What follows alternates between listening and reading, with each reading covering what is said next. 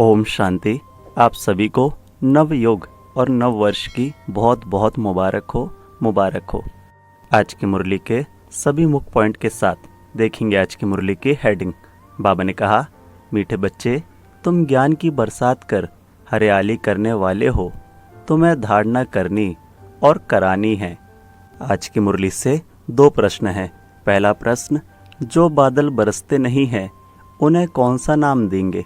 उत्तर, वह हैं सुस्त बादल, चुस्त वह जो बरसते हैं। अगर धारणा हो तो बरसने के बिना रह नहीं सकते। जो धारणा कर दूसरों को नहीं कराते, उनका पेट पीठ से लग जाता है। वह गरीब हैं, प्रजा में चले जाते हैं।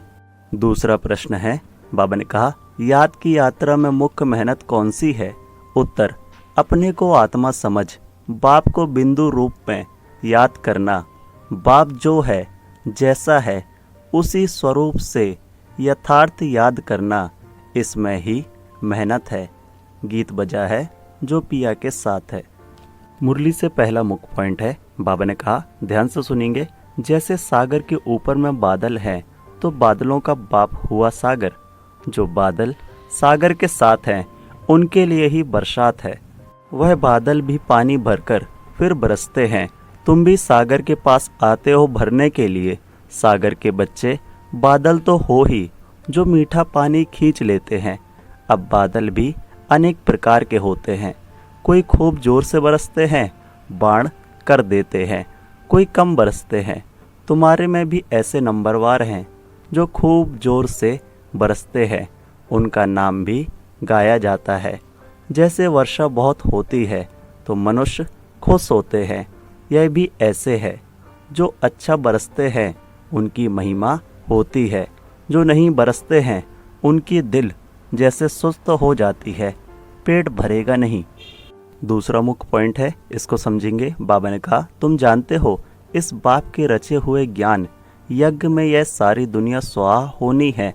इसलिए बाप कहते हैं, देह सहित जो कुछ भी है यह सब भूल जाओ, अपने को आत्मा समझो। बाप को और शांति धाम स्वीट होम को याद करो। यह तो है ही दुख धाम। तुम्हारे में भी नंबरवार पुरुषार्थ अनुसार समझा सकते हैं। अभी तुम ज्ञान से तो भरपूर हो, बाकी सारी मेहनत है याद में।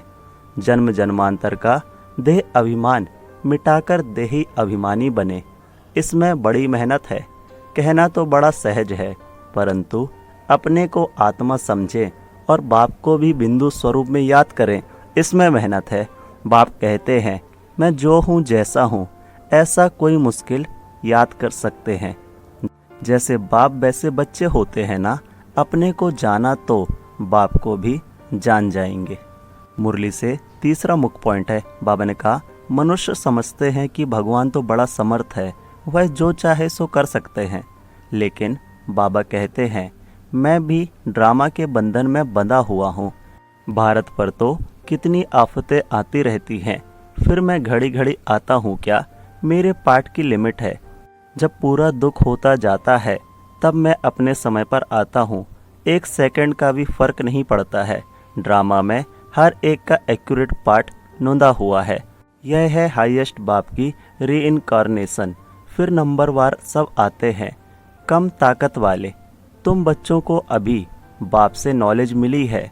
जो तुम विश्व के मालिक बनते हो, तुम्हारे में फुल फोर्स की ताकत आती है। मुरली से चौथा मुख्य पॉइंट है। बाबा ने कहा, बाप और बाप के रचना की बड़ी महिमा है। ऊंचते ऊंच भगवान, ऊंचते ऊंच स्वर्ग की स्थापना बाप कैसे करते हैं, यह कोई भी कुछ भी नहीं जानते हैं। तुम मीठे मीठे बच्चे भी नंबरवार पुरुषार्थ अनुसार जानते हो और उस अनुसार ही पद पाते हो। जिसने पुरुषार्थ किया वह ड्रामा अनुसार ही करते हैं। पुरुषार्थ बिगर तो कुछ मिल ना सके, कर्म बिगर 1 सेकंड भी रह नहीं सकते। वह हठ योगी प्राणायाम चढ़ा लेते हैं, जैसे जड़ बन जाते हैं, अंदर पड़े रहते हैं। ऊपर मिट्टी जम जाती है। मिट्टी के ऊपर पानी पड़ने से घास जम जाती है, परंतु इससे कुछ फायदा नहीं। कितना दिन ऐसे बैठे रहेंगे? कर्म तो जरूर करना ही है। कर्म सन्यासी कोई बन न सके, हाँ, सिर्फ खाना आदि नहीं बनाते हैं, इसलिए उनको कर्म सन्यासी कह देते हैं। मुरली से 5वां मुख्य पॉइंट है। बाबा ने कहा, श्री कृष्ण को श्याम सुंदर क्यों कहते हैं, यह भी अभी तुम जानते हो।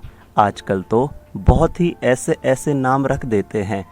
श्री कृष्ण से कंपटीशन करते हैं। तुम बच्चे जानते हो पतित राजाएं कैसे पावन राजाओं के आगे जाकर माथा टेकते हैं, परंतु जानते थोड़े ही हैं। तुम बच्चे जानते हो जो पूजते वही फिर पुजारी बन जाते हैं। अभी तुम्हारी बुद्धि में सारा चक्र है। यह भी याद रहे तो अवस्था बड़ी अच्छी रहे, परंतु माया सिमरण करने नहीं देती है, भुला देती है।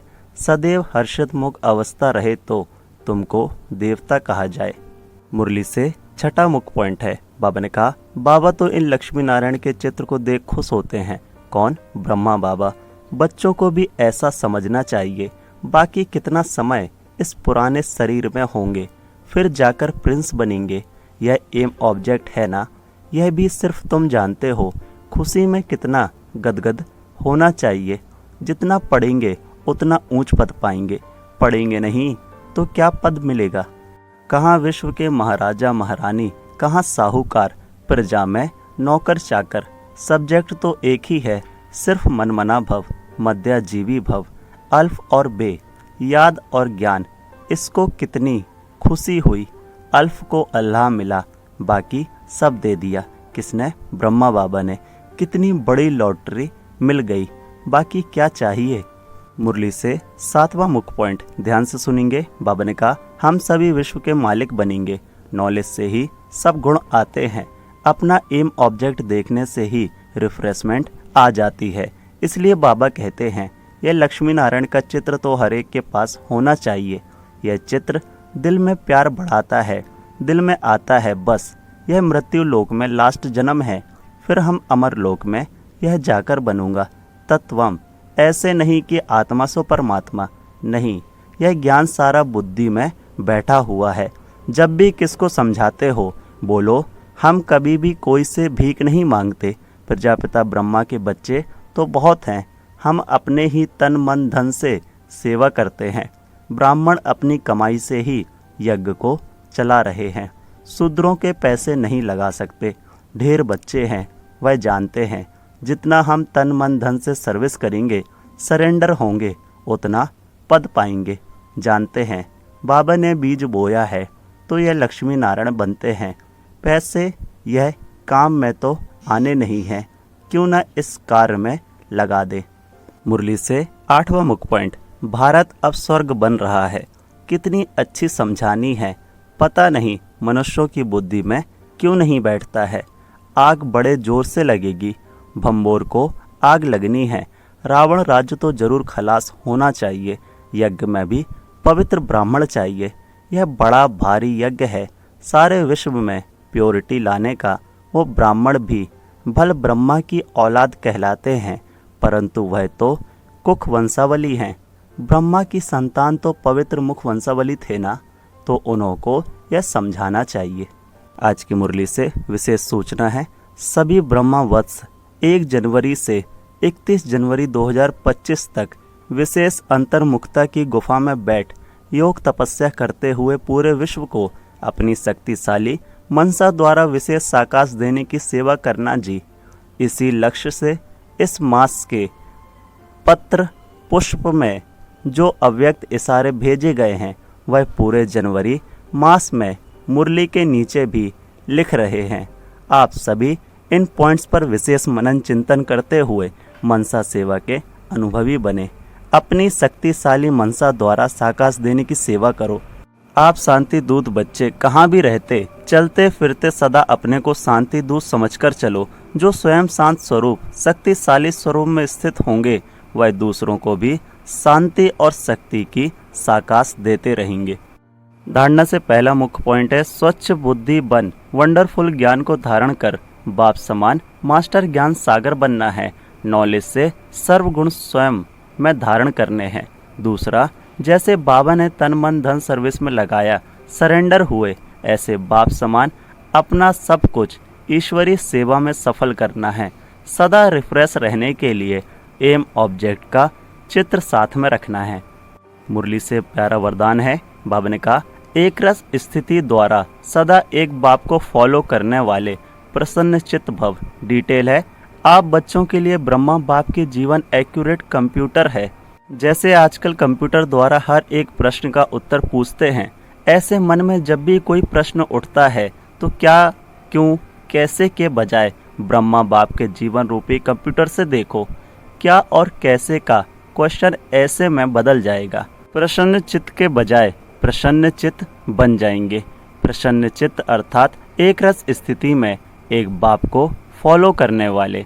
आज की मुरली से प्यारा स्लोगन है। बाबा ने कहा, आत्मिक शक्ति के आधार पर सदा स्वस्थ रहने का अनुभव करो।